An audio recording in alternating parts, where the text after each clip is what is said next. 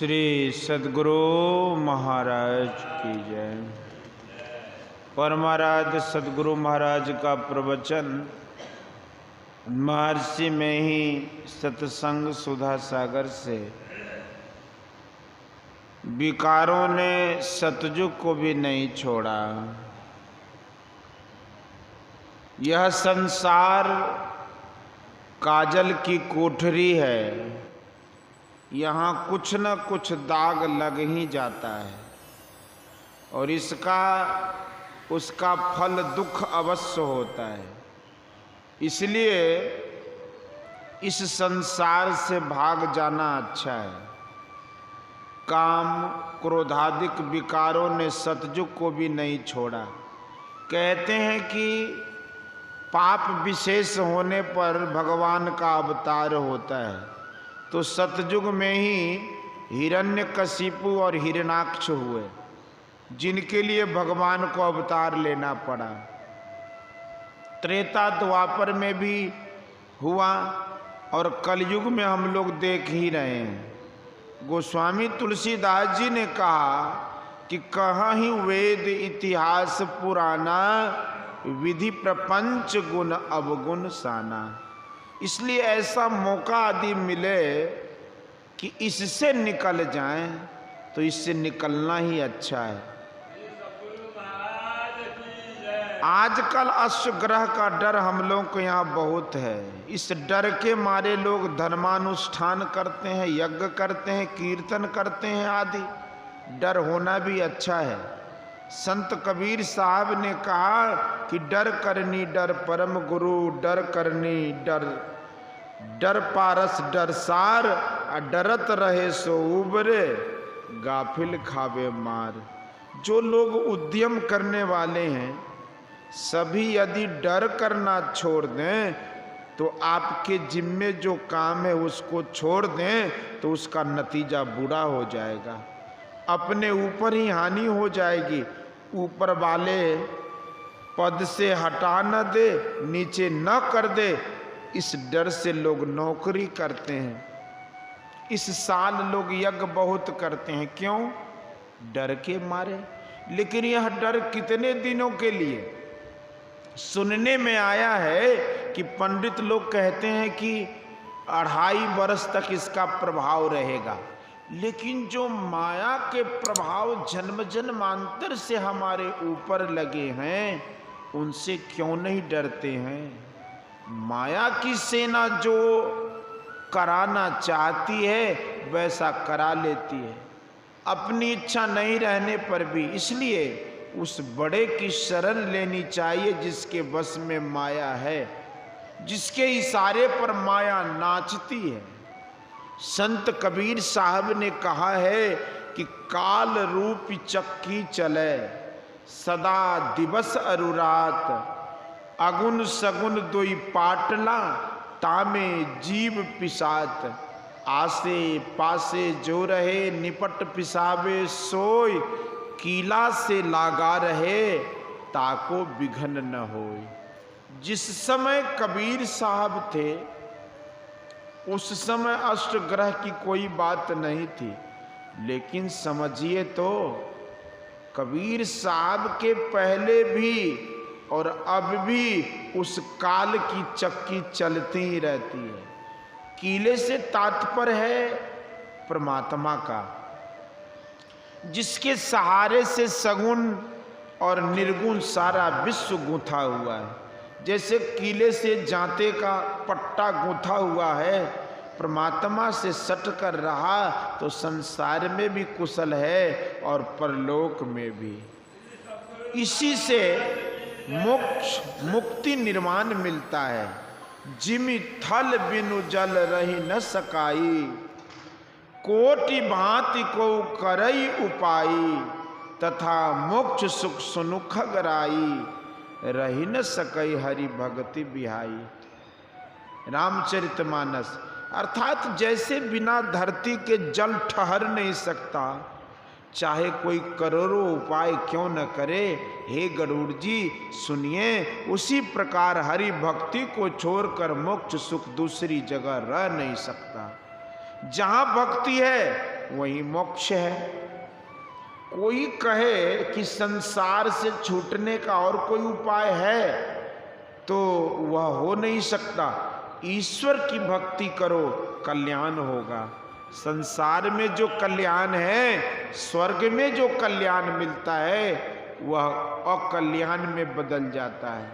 इसलिए भगवान श्री राम ने कहा कि स्वर्गौ स्वल्प अंत दुखदाई। रामचरितमानस। जहाँ जहाँ स्वर्गादिक लोक हैं, वहाँ वहाँ कुछ न कुछ आपदा है।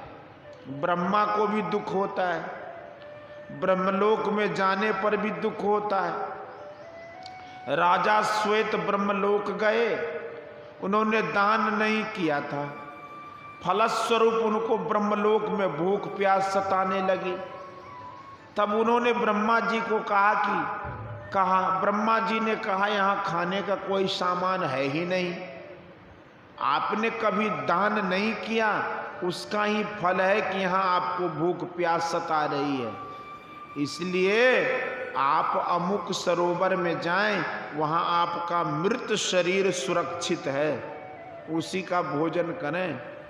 राजा श्वेत ने पूछा कि महाराज यह भोग मुझे कब तक भोगना पड़ेगा? ब्रह्मा जी ने कहा कि जब आपको अगस्त मुनि का दर्शन होगा और जब उनका आशीर्वाद आपको मिलेगा तो आप इस कष्ट से मुक्त हो जाएंगे। राजा श्वेत लाचारी नित्य प्रति उक्त सरोवर जाते और अपने मृत शरीर का मांस खाकर भूख बुझाते। संजोगवश वहां अगस्त मुनि पहुंचे। उन्होंने देखा कि दिव्य शरीर है लेकिन मृत शरीर का मांस खा रहे। तो उनसे पूछा कि आप कौन हैं? राजा श्वेत ने अपना परिचय दिया और आशीर्वाद मांगा, तब वे उस भोग से मुक्त हुए। और स्वयं ब्रह्मा जी की भी कहानी है, वह कहने योग्य नहीं है।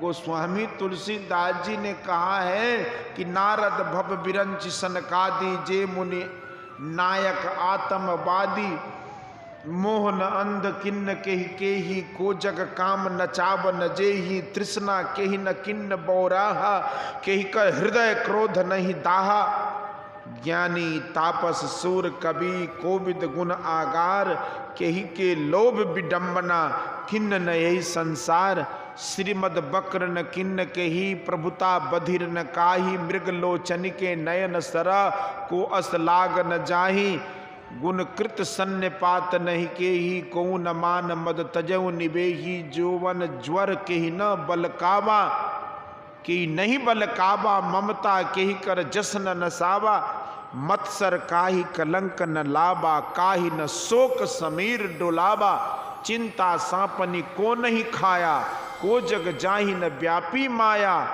कीट मनोरथ दारु शरीरा जेहि न लाग घुन को अस धीरा सुतबित लोक ईसना तीनी अकई के मत इन कृत न मलिनी। चाहे ऊंचे से ऊंचे दर्जे का स्वर्ग हो, माया की सेना सर्वत्र फैली हुई है। गोलोक भगवान का विहार स्थान है, सबसे ऊंचा लोक है, वहां भी शापा सापी होती है। जैसे वैकुंठ में जय विजय को शाप हुआ, वैसे ही श्रीदामा को शाप हुआ तो वह राक्षस हो गया। कंस से युद्ध हुआ, दोनों बलि थे, कोई हारे नहीं, दोनों में मैत्री हो गई। कंस ने श्री कृष्ण को मारने के लिए भेजा, श्री कृष्ण ने उसको मार डाला। संत कबीर साहब ने कहा कि तनधर सुखिया को न देखा, जो देखा सो दुखिया हो। उदय अस्त की बात कहतु है, सबका किया विवेका हो। घाटे घाटे बाढ़े सब जग दुखिया, क्या गिरही वैरागी हो। सुखदेव आचार्य दुख के डर से गर्भ से माया त्यागी हो। जोगी दुखिया जंगम दुखिया, तपसी को दुख दूना हो। आशा तृष्णा सबको व्यापे, कोई महल न सोना हो। साच कहो तो कोई न माने, झूठ कहा नहीं जाई हो। ब्रह्मा विष्णु महेश्वर दुखिया, जिन यह राह चलाई हो। अवधू दुखिया, भूपति दुखिया, रंक दुखी विपरीती हो। कहे कबीर सकल जग दुखिया, संत सुखी मन जीती हो। संसार से निकल जाने की बात यह है कि जहां संसार नहीं है वहां जाया जाए, जहां काल की चक्की नहीं है वहां जाया जाए, जहां काल है वहां देश है, जहां देश है वहां काल है, वहां स्पेस एंड टाइम को कोई अलग नहीं कर सकता। देश कालातीत हुए बिना कल्याण नहीं।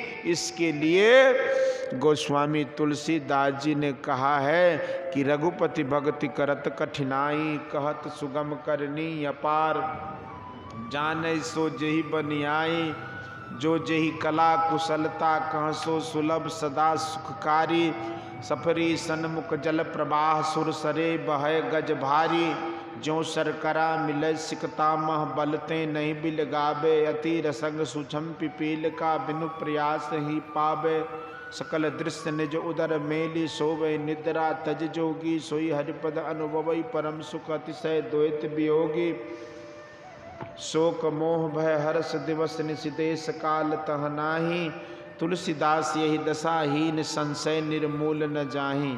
भक्ति से देश कालातीत होना होता है और उस भक्ति के साथ योग होगा, जिससे होगा कि सकल दृश्य निज उदर मेल, सोवै निद्रा तज जोगी। इसी योग में शर्करा और बालू का मेल और सफरी मछली भाटे से सिरा जाना होता है। सफरी मछली छोटी किंतु बड़ी तेज होती है, वह भाटे से सिरे में जाती है। जो सूरत का सिमटाव करता है उसकी ऊर्ध्व गति होती है। चेतन की धार ऊपर से नीचे आती है, जो सूरत को समेट कर उस धार में लगाता है उसके उद्गम स्थान पर चला जाता है। चीनी चेतन धार है और बालू जड़ धार है। जो ध्यान करता है, सूरत का सिमटाव करता है, वह जड़ धार से चेतन धार को फुटा लेगा। जैसे बालू से चीनी को चींटी अलग कर लेती है, यह योग की क्रिया है। ऐसा योगी नींद छोड़कर सोता है और वह उस पद को पाता है जहाँ शोक मोह भय हरस दिवस नहीं है। गीता में भी कहा है कि न तद भासते सूर्यो न शशांको न पावकः यद्गत्वा न निवर्तन्ते तद्धाम परमं मम। अर्थात उस पद को सूर्य चंद्रमा अग्नि प्रकाशित नहीं कर सकती। जिस परम पद को प्राप्त कर मनुष्य संसार में नहीं आते, वह मेरा परम धाम है। संत कबीर साहब ने कहा कि कहो उस देश की बतियां जहां नहीं होत दिन रतियां।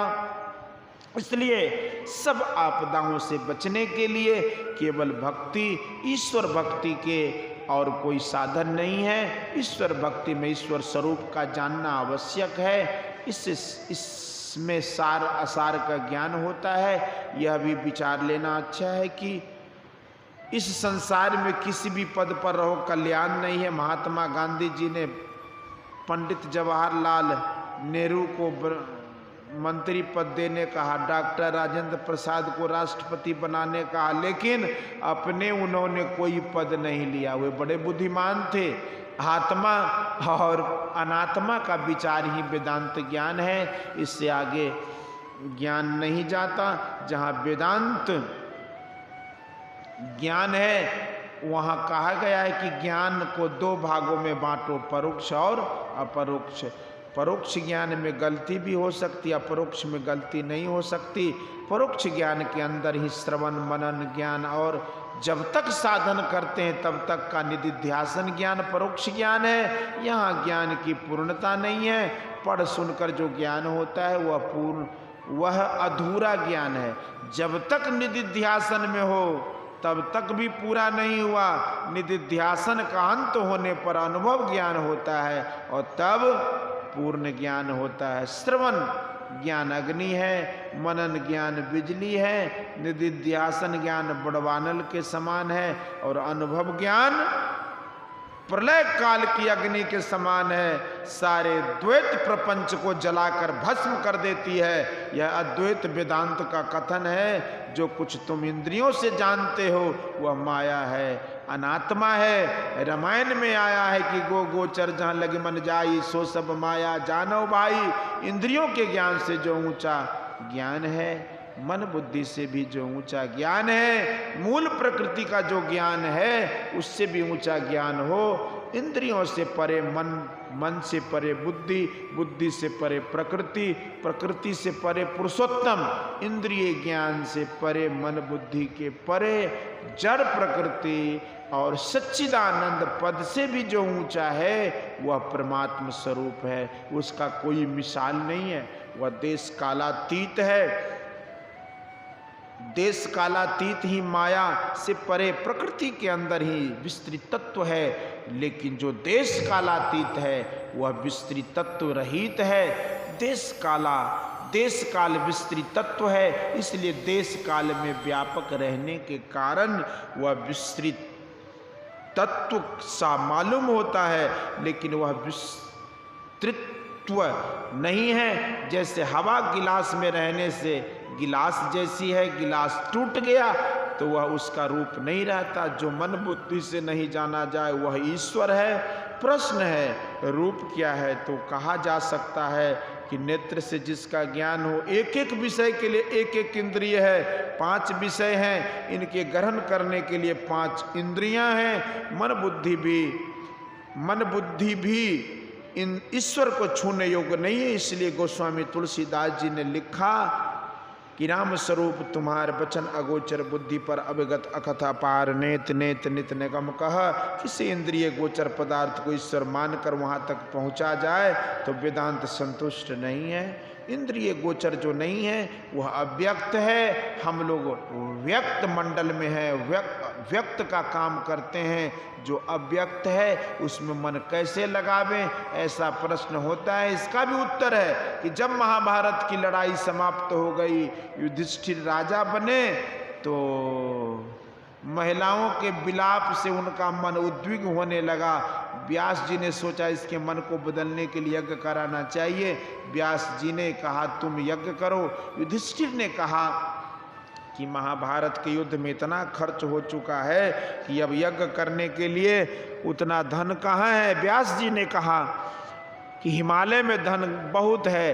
राजा मरुत ने यज्ञ किया था, पुरोहितों को इतना दान दिया था कि वे लोग सारे धन नहीं ले जा सके, इसलिए उन लोगों ने उन धन को हिमालय में गाड़ दिया है। मैं उसकी युक्ति बतला देता हूँ, तुम वहाँ से धन ले आओ। व्यास जी की युक्ति के मुताबिक हिमालय से धन लाकर युधिष्ठिर ने यज्ञ किया। युधिष्ठिर के लिए पहाड़ का धन अव्यक्त था। व्यास देव जी ने उसे प्राप्त कराने का उपाय बताया। उनकी बात मानकर उनके कहे अनुसार युधिष्ठिर गए और धन लाकर यज्ञ किया। उसी तरह जो अव्यक्त परमात्मा है उसके लिए जो चलता है, ईश्वर की भक्ति करता है, वह ईश्वर को पाता है। बोलिए श्री सतगुरु महाराज की। यह प्रवचन पूर्णिया जिला अंतर्गत महर्षि मेहिनगर कुशहा तेलियारी ग्राम के उच्च प्राथमिक विद्यालय में दिनांक 31/1/1962 ईस्वी को अपराह्नकालीन सत्संग में हुआ था। बोलिए श्री सतगुरु।